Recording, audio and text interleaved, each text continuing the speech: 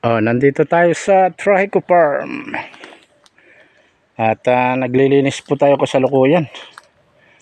Ang daming mga damo sa ating mga taniman ng kasoy ng mga nangka.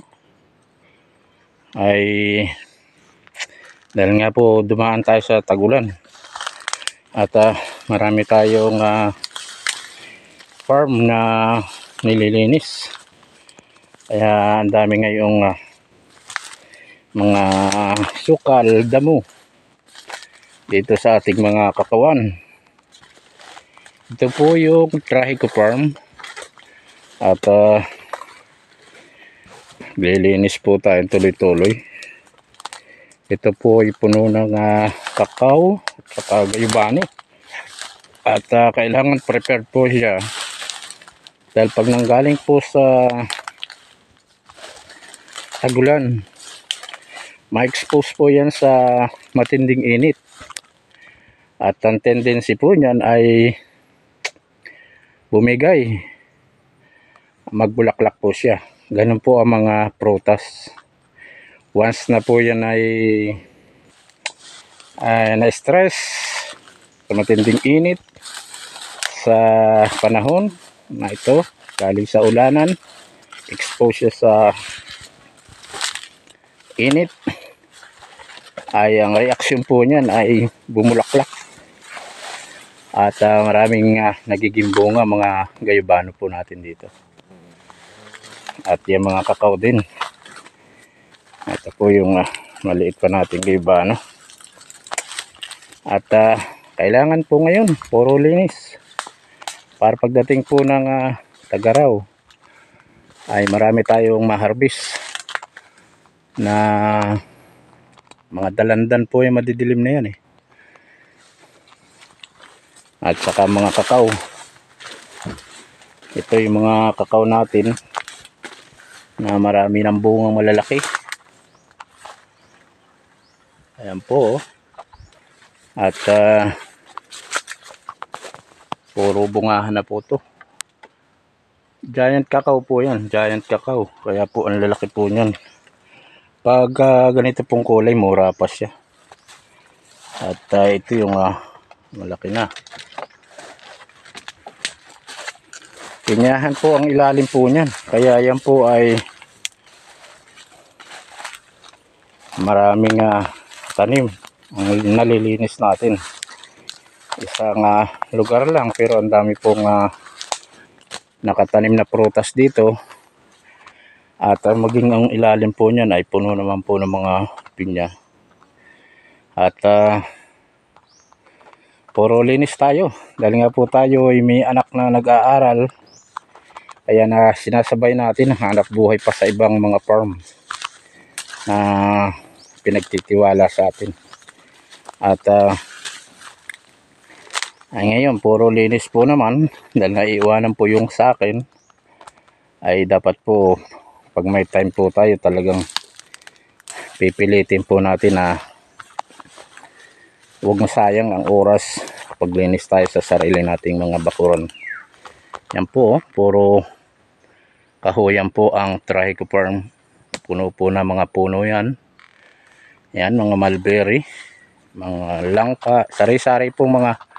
Dati po ito ay gubat lang kung ano-ano mga puno na walang masyadong pakinabang. Ay ngayon po yung gubat po ngayon, lahat po yan ay puno, mga prutas po lahat po yan. At maliban na lang sa paisa-isa mga puno na pinalalaki natin temporary dahil nga po siya ay nagsisilbing shade, cover crop po yan. Iba natin mga tanim na pinalalaki. Okay, dito po yung ilugan natin. Yung mga damo po ngayon ay Tricantera po yan. Ganyan po dito. Yan mga Tricantera. Tapos mga gabi po rito na tinanim ko po yan. Ngayon lang po ako nagtanim po dito.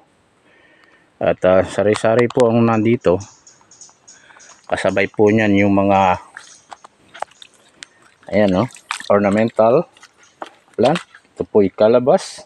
At nagbabagsakan lang po dito. Dahil nga po hindi natin kaya lahat na maubos po yan. Yan po yung pinakadamo po sa Trichycoperm mga Madre de Agua or Trichantera. Yan po yung mga damo po rito na napakalalago na dahil nga po tayo ay yan po ating pinag-aralan sa agri, sa organic, ay yan po ang pinipilit nating puro Madre de Agua po yan, mulberry, at siyempre mga kakao. Lahat ng damo pinipilit po nating palitan ng mas kapaki-pakinabang. Although lahat ng damo may pakinabang po yan dahil yan po ay natural fertilizer pag ilinis po natin. And puro Madre de Agua po yan mga upland, mga kababayan ko. Ito po ay mga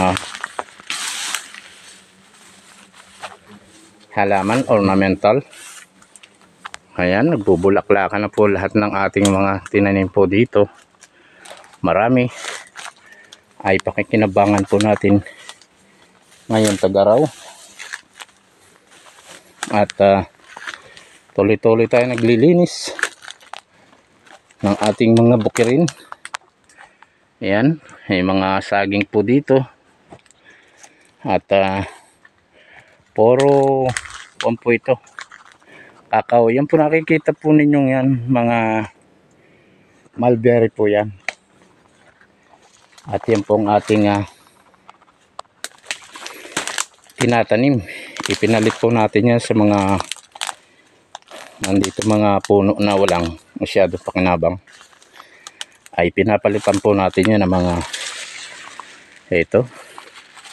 Once po yung tinanggal po ninyo, kinat po natin yan, ay magbibigay po siya ng maraming bunga at bulaklak dahil may stress po yan.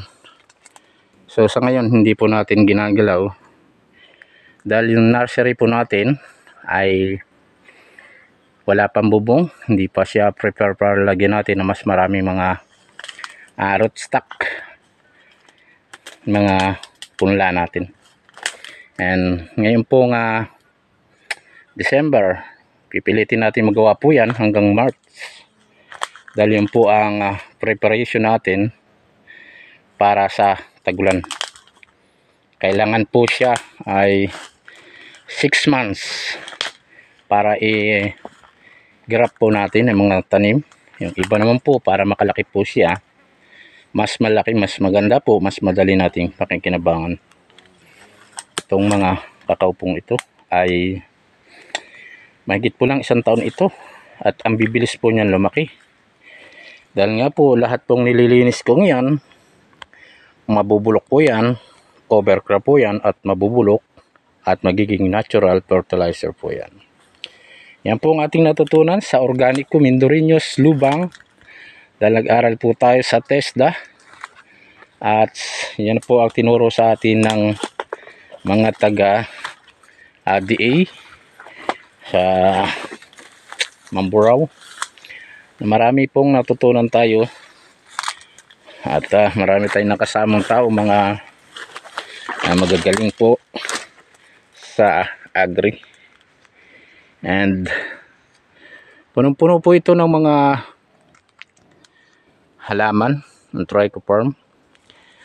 Ay kailangan po maglinis pa po tayo dahil para po mas makalaki po yung mga priority natin.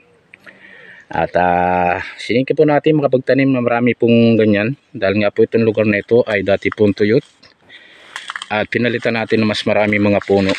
Kaya ngayon kita natin po ang kagandahan po niyan. Ang Trichoperm po ay 4 years, palima na po yan. Umpisa po nung ito ay ating mabili. At kita po natin sa ating pong pagsisikap ay nagiging ganito po ang farm. Kung tataniman po agad natin at di natin sasayangin ang mga oras. At isa po ito sa magiging pinakamarami. Kung hindi man po siya ay kabilang po siya sa maraming mga tanim pagdating po ng araw. Dahil ang tricho farm po sinisikap natin na mapunan ng maraming mga puno, mga prutas. Yan po mga puno pong yan, talagang tinanim po yan. Yan po ay 4 years. Pagkabili ko po, tinamnan ko agad at napakalaki. Yan po yung mga nara at Jimelina, may mahogany. Sari-sari po mga puno ang nara yan. At sinikap natin dahil yan po ay windbreaker. Dahil pagdating po ng malakas na hangin, dyan po babangga ang mga hangin. And then, hindi maapektuhan po yung ating mga prutas. Kailangan po kasi ang magsasaka ay may kaalaman po talaga para maging maganda ang mga kabukiran. Okay po. At sa susunod po, pakikita ko po sa inyo yung mga lugar pong ito. Kailangan lang po maging maayos na magaling malinis po natin. At siyempre po nakakabighani po ang mga halaman natin dito pagka ganyan po yan. Kahit saan po kayo bumira po dito ay puno po ng tanim. Hindi natin sinasayang ang bawat taon, ang bawat tag-ulan. Hindi natin pinalalampas na wala po tayong itinanim. Okay, sana po maging hamon sa lahat pong mga magsasaka. Huwag natin sayangin ang ating oras, panahon. Magtanim po tayo. Tayo naman po ang makikinabang. Thank you po.